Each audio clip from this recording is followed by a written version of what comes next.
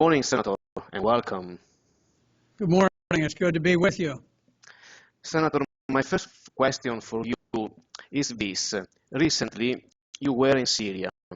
Can you explain to us the reason of this journey? Yeah, the purpose of going to Syria was, of course, to see things firsthand for myself. I went to both Lebanon and to Syria and spoke with a number of the officials in both countries, and also talked with a lot of ordinary citizens there. Part of the objective is that ever since this war was instigated by covert operatives from the U.S., the U.K., France, Saudi Arabia, and Turkey, there has been almost a total blackout on information coming out of Syria, and the purpose is to create a narrative that is totally biased and totally one-sided. And I think it's time that Americans began to realize that, first of all, we started the war in Syria.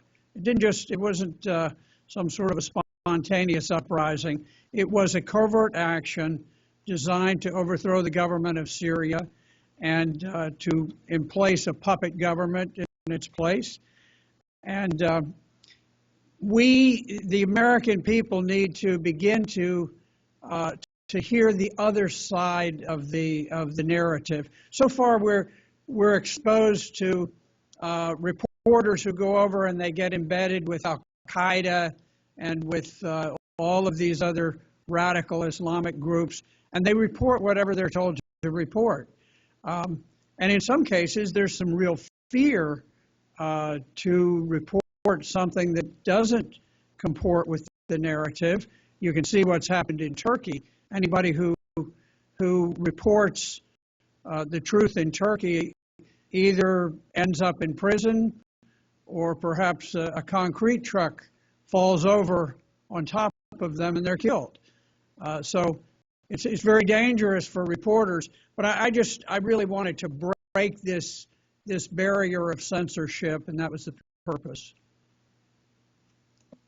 According to some pictures on the web, you were also among ordinary people. Of course, few people do not represent an entire country. But what impression did it make on you, the Syrians you met? Well, first of all, you need to understand, I've studied the Syrian war intensively for the past 6 years. It started in 2011. It was planned 10 years prior to that.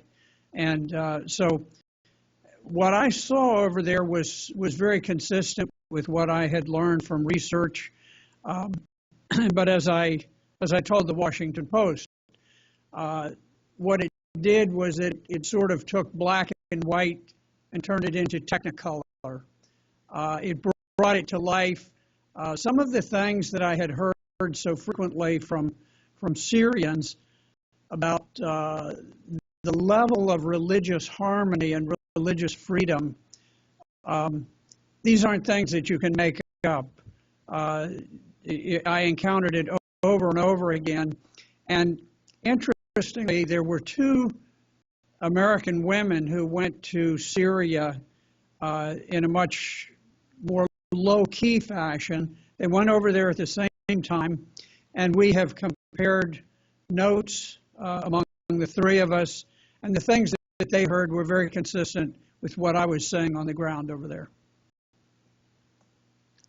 I confess that I was happy to see you in Palmyra. Can you share with us some of your feelings about the ruins of that ancient city, now free from the militias that occupied it? Well, I spent quite a while with the Syrian army, with the Syrian Air Force, with various people at Palmyra. It had not been that long since Palmyra was liberated. Unfortunately, this so-called coalition that the United States has allowed ISIS to come swarming in They did not do a thing. They didn't lift a finger to stop ISIS from seizing Palmyra. Part of the reason is that Palmyra, it is one of the great treasures of all human civilization. It has temples and ruins that go back 4,000 years, and many of the things that are movable, the smaller antiquities, were stolen and shipped over to Turkey. Turkey is essentially a kleptocracy. They earn their money through stolen oil, through stolen antiquities, through harvested body parts. It's a very vile country under the dictator Erdogan, and so we, for whatever reasons, I'm not privy to why we did not interfere with ISIS seizing Palmyra, but we certainly allowed it to happen. With the help of the Russian Air Force, the Syrian army made a very valiant attack. You really have to stand and see the terrain. The terrain is incredibly challenging for attackers, and the generals took me up on the height where there's a great castle, and this was the last holdout of ISIS, and they pointed up near the base of the castle where the second general in command died personally leading the attack. There also was a great Russian hero.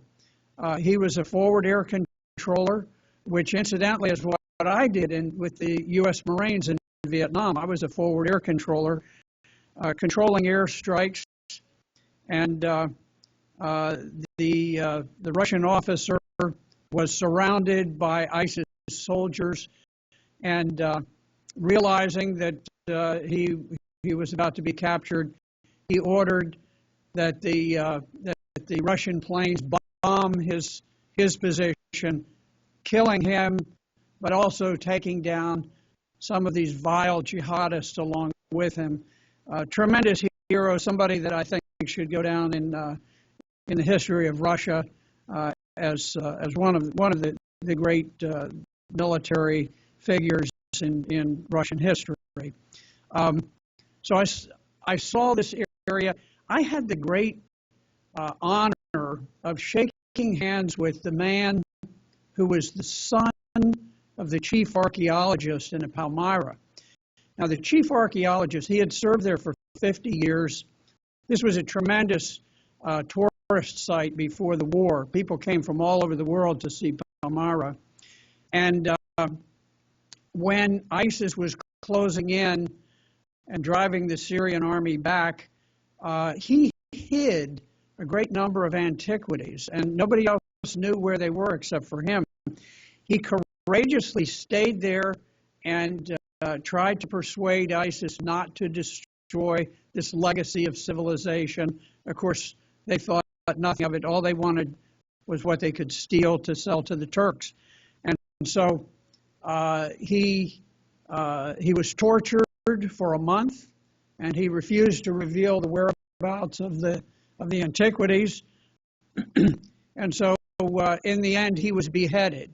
I actually stood within 50 feet of where he was beheaded, and then he was hung on an ancient Roman column. His body was hung.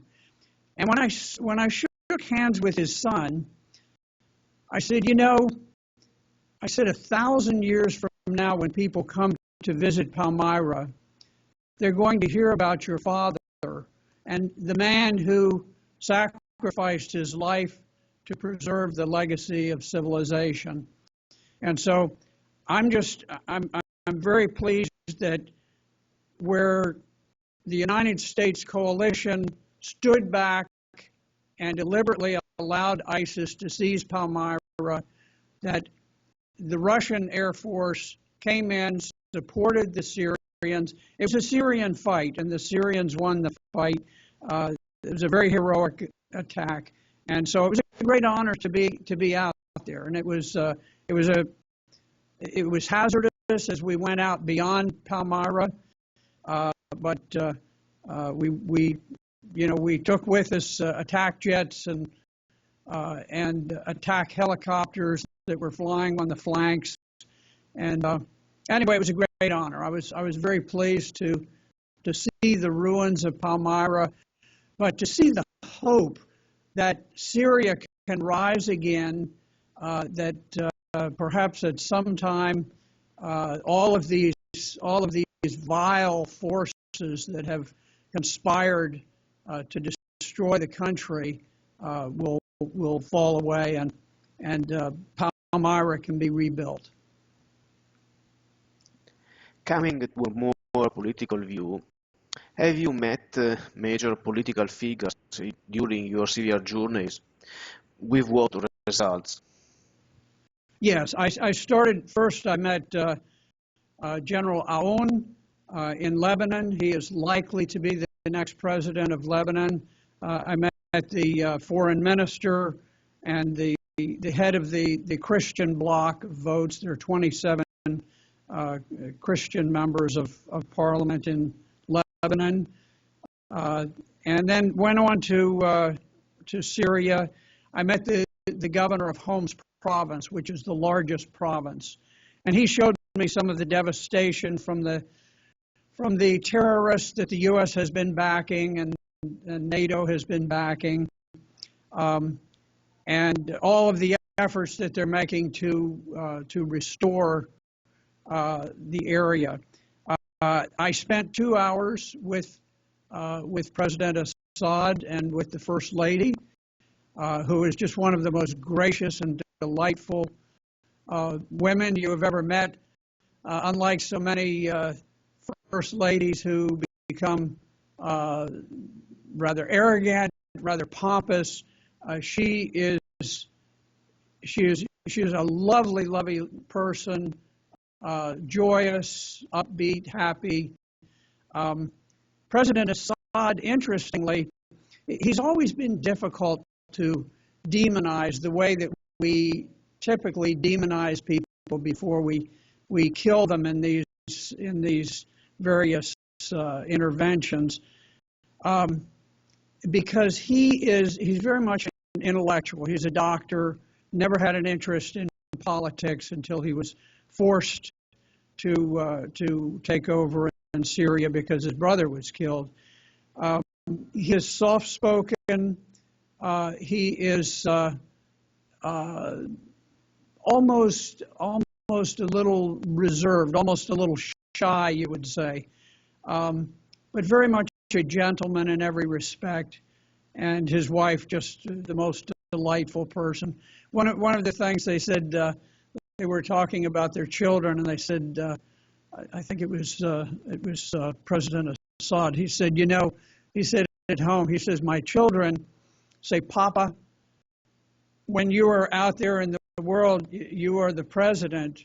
But they said, here at home, Mama is the president. And which really shows, they're very westernized. They're not like the other Arab nations where the women walk behind the men and the women are cloaked in black and so forth. They're very westernized, and I think the fact that she obviously has a great deal of influence shows the sort of the nature of them. And we talked about the fact that the Turks orchestrated this gas attack on the Damascus suburbs and trying to make it appear as though President Assad, for some bizarre reason, would make a poison gas attack on the capital of his own country, which in itself should be absurd enough to be transparent. But when I was discussing it with President Assad, then the First Lady commented. She said, she said, I swore I would never marry a doctor because my father was a cardiologist. She said, and then I met Bashar and we fell in love. And she said, so here I am married to a doctor. And he chuckled in his sort of quiet, almost shy way. And he said, yes, he says, and he kind of chuckled. He said, the butcher of Damascus, because it is so foolish, the whole notion that this man is what he's portrayed to be by the intelligence agencies and their covert operatives. So it was a very interesting conversation, but my impression of them did not change because I studied them rather extensively before I ever had gotten very far into the work that I've done on Syria. So 6 years ago, I could have told you what they were like, but it was very pleasant to meet them and to have an exchange and to realize that they were precisely what I perceived them to be. The Russian military intervention has changed the situation on the ground. I know that you fought in Vietnam when Russia was the enemy. So what do you think about Russia action in Syria now?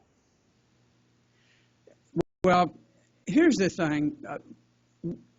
I was in the Cold War when we were face to face in Germany with the Soviet Union on one side, the United States on the other. When the Soviet Union dissolved, to me, there was an entirely new world. Russia is not the Soviet Union. Russia is a great deal different. Russia is not a communist nation. It's, it has its own characteristics.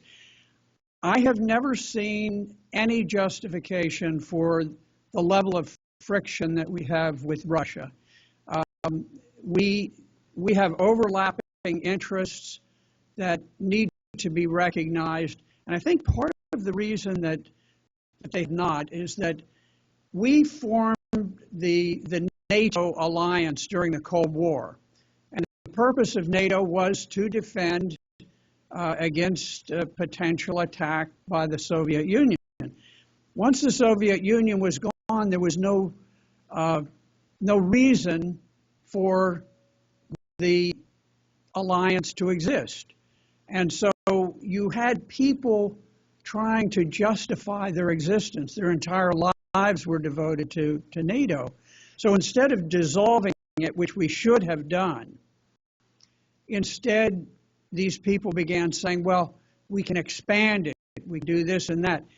And so contrary to some agreements that we had made with Russia, we began to move NATO further and further towards the border with Russia to the point where it became very threatening. And I think that that NATO, which at one time was a very admirable alliance, has now become a very profound threat to world peace. And it's reaching out, it's seeking different missions, and those missions are aggressive.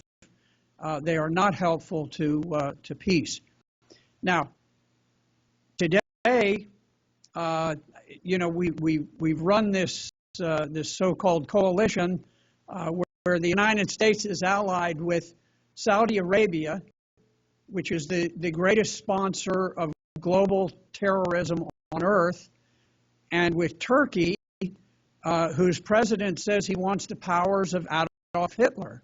So here we are, allied with the man who would be Hitler, and with the principal instigator of world terrorism, and they sit with us at the peace table in Paris. Well, this is absurd. And they also make up part of our so-called coalition. The coalition can't move. It can't accomplish anything because you have such diametrically opposed interests. And when Russia moved in, Russia came in with a fairly modest force. It was not a huge force like what we took to Iraq during the Iraq War. We had, I don't know, there may have been 4, perhaps 5 squadrons of aircraft. There were some thousands of ground forces, and most of them were ground crews. A few Marines for security, but it was a modest force, but it was very focused. They knew what they were doing, and the irony is that ISIS lives and breathes on stolen oil. That was its biggest source of income. They had 2,000 oil tankers, and they were running 44,000 barrels of oil across the Turkish border every single day. And so somehow the U.S. was unable to detect 2,000 oil tankers in the open desert. I don't know how that happened, because they actually became so bold that they began to just park them side by side where there were hundreds of them. When the Russians came in, they said, okay, we're going to cut the oil supply. They went in, and in very short order, they destroyed 500 of the oil tankers. When I talked with the head of Syrian intelligence, he disclosed to me that now, today, a total of 1,500 out of the 2,000 oil tankers have been destroyed. So this has forced ISIS to cut their salaries in half. And all of this was done because of a very focused effort by the Russians. The Russians have done more damage to ISIS and to Al-Qaeda. Now, we're subtly, covertly helping Al-Qaeda, but Russia has damaged them badly. It's damaged ISIS badly, and it did it with a modest force. And we had simply allowed it to go on.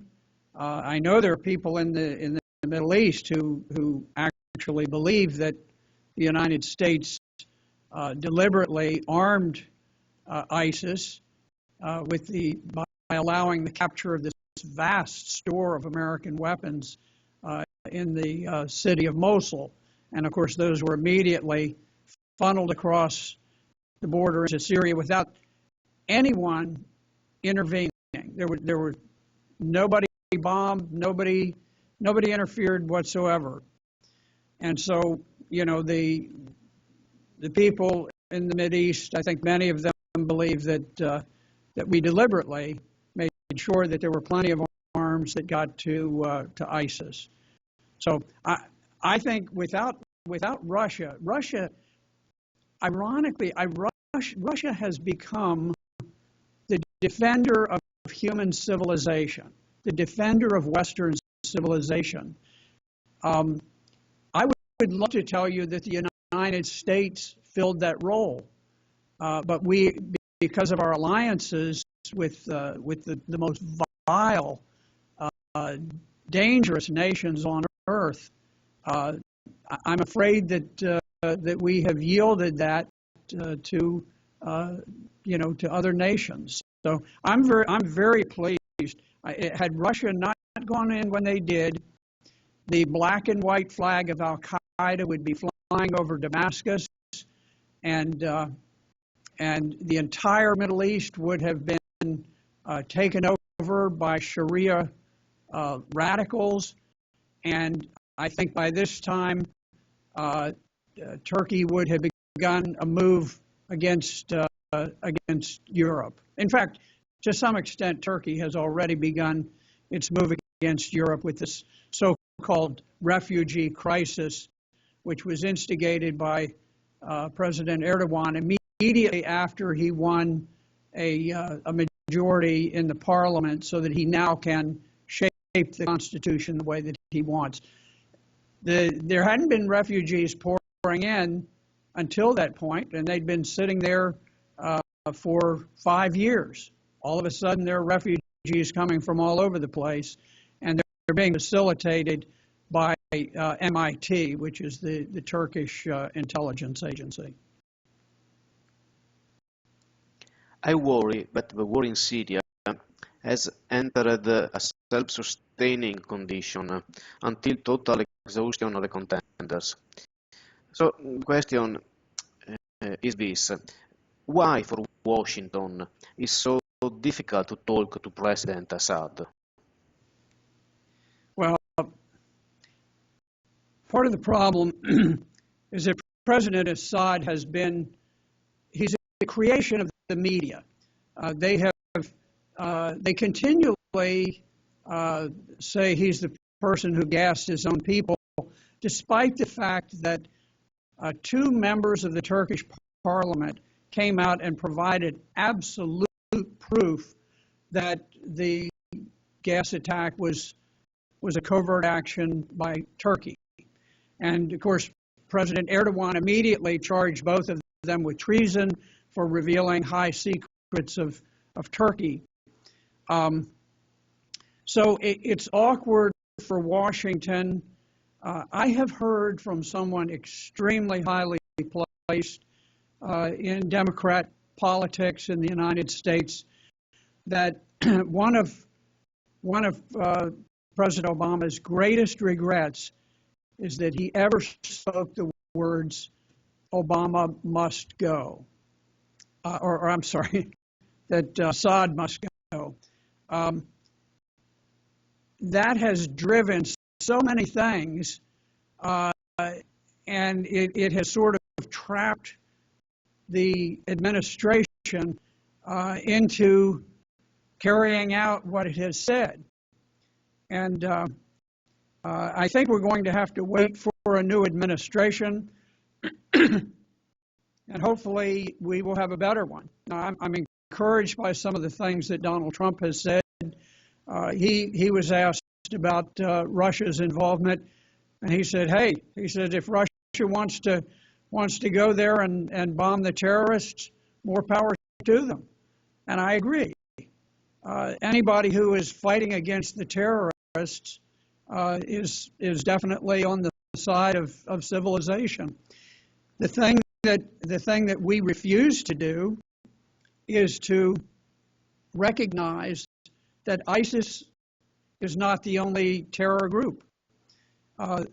The Joint Chiefs of Staff in the summer of 2013 became so concerned about the strategic implications of Al-Qaeda seizing control of Syria that they tasked the Defense Intelligence Agency with doing a complete review and rendering findings. The Defense Intelligence Agency came back with 3 findings. Number 1, they said Assad must not go. If he does, you'll have chaos just as you have in Libya. Number 2, Turkey is a major problem because they are the supplier and the organizer and basically the entire logistic support for ISIS. And number 3, they said there are no moderate rebels. It's a fiction.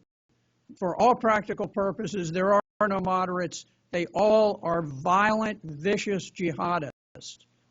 And I think that the Russians are far more realistic about this, and so they have been fighting against Al-Qaeda, and they have tried to have other Al-Qaeda-linked organizations declared terrorist, but the United States has blocked them, and we have refused to recognize that they are terrorists. We refuse with one group, and I have difficulty pronouncing it offhand, but we refuse to make them designate them terrorists. And within a week afterwards, they went into the town of Al-Zula and they committed a massacre which is comparable to the My Lai massacre during the Vietnam War. The difference is that with My Lai, there was a tremendous public revulsion at the fact that American troops had slaughtered people in this Vietnamese village.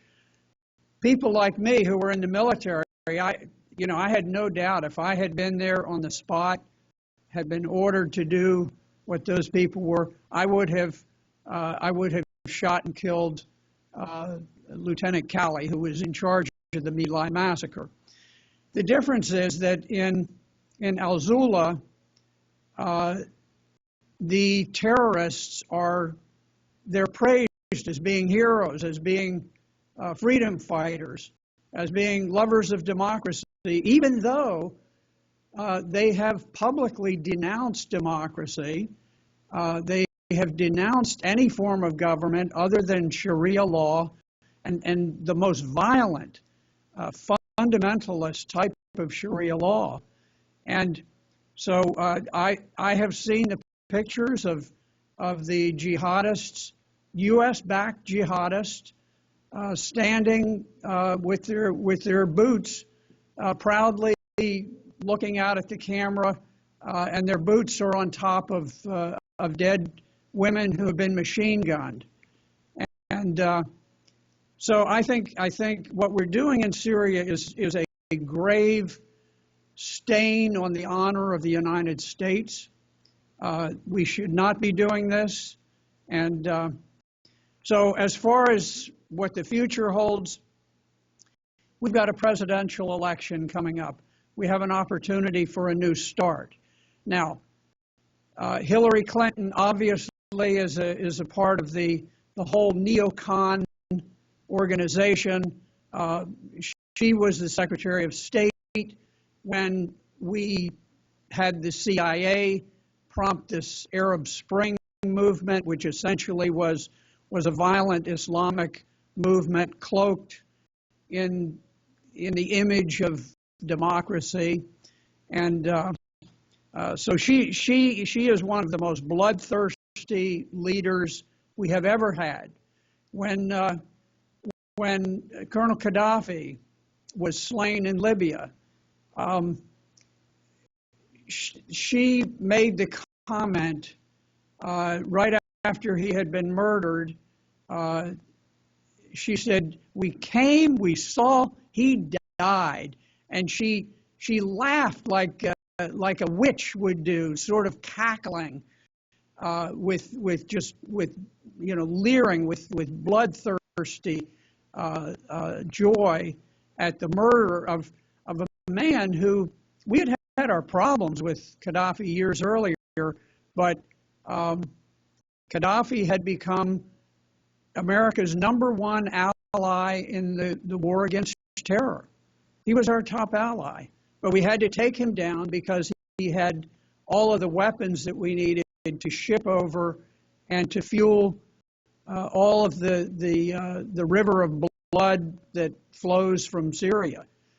The only reason that we went into Libya was to seize their weapons and ship them over and use them to overthrow Syria. So I think it's going to be important that the Syrian army continue to hold their ground, to advance where they can, and we've got to get to the elections this year. We'll elect a new president in November. He'll take office in January, and I hope that the new president will say, "I want a new direction on Syria. I want to eliminate the sanctions. I want to start talks with Russia on how we can cooperate and how we can move forward. And I want to do everything that I can to bolster the government there instead of overturning the government." And I think there's at least reason to hope that will happen. One last question for you, Senator. President Erdogan does not not give up his neo-Ottoman plans, and not so many days ago fired his Prime Minister Ahmet Davutoglu. So, how to manage the Turkish problem and find a solution to the Syrian crisis? Well, if it were not for Turkey, there would be no war in Syria at all. The supplies for Al-Qaeda and the supplies for ISIS come across the Turkish border. There have been times when Turkey has sent tanks across the border, and Turkish tanks have fought in battle, and then they do it covertly, but they go back. I would say that today, if you look at the dangers to Western Europe, President Erdogan is the most dangerous man on earth. Now, from a global perspective, Saudi Arabia is enormously dangerous because they're spreading Wahhabism in every country. They're funding these very radical mosques, and but I think the problem with Turkey is you have to understand the geography. Turkey adjoins Europe, and you have Erdogan who is rapidly consolidating government. He's just replaced the prime minister with a new prime minister who is willing to shape the constitution exactly the way that Erdogan wants it, which again is a constitution that gives him the powers of Adolf Hitler. This is a man, he wants to resurrect the Ottoman Empire, and if you go back in history, it is the Ottoman Empire that has repeatedly, century after century after century, attacked Europe. And now you have Angela Merkel, who says, "Oh yes, send us 1,000,000 people. We'd love to have them." And so who does she get? She gets jihadists. These are not refugees at all, and they're not even Syrians.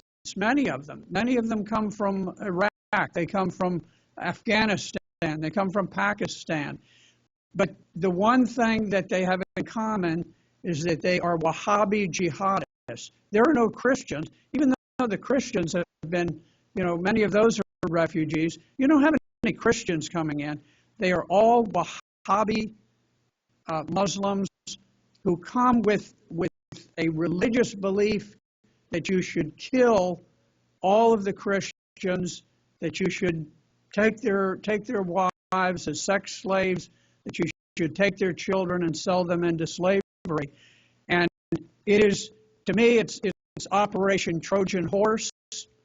Erdogan has orchestrated the whole thing, and he's doing it as a way of softening European resistance so that when he finally establishes the Ottoman Empire has been defeated time and again in its attempts to overtake Europe. But the difference is that Europe had very strong religious beliefs and a motivation to fight and defend. Today, you have the European Union, which is very perverse. It is very anti-Christian, and it simply has no values whatsoever. They view Europe as simply a place where oligarchs can do business. And so the resistance in Europe is going to be far less than it was before. So I think President Erdogan of Turkey has become the single most dangerous man on the planet today. Thank you very much, Senator Black, for being here with us once again and sharing your views on the Syrian crisis. We really appreciate it. Well, thank you very much. I appreciate what you're doing.